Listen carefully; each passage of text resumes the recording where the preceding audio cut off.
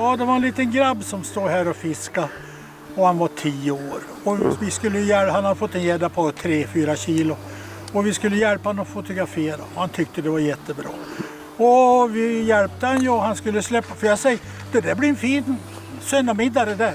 Nej, så jag ska släppa tillbaka. Men han fick inte liksom liv i han, så jag fick ta i han och röra på gäddan så stack han iväg. Och då säger pojken, nu ska ni ha en fin dag på golfbanan. Och den fjärde var en dam som jobbar på dagis. Och då säger hon så här, jag tror jag svimmar.